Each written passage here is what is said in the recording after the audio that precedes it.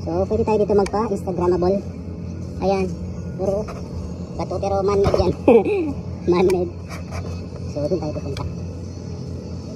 Dito dyan. Ang sarap ng buhay ni ate. So pwede maligo dyan.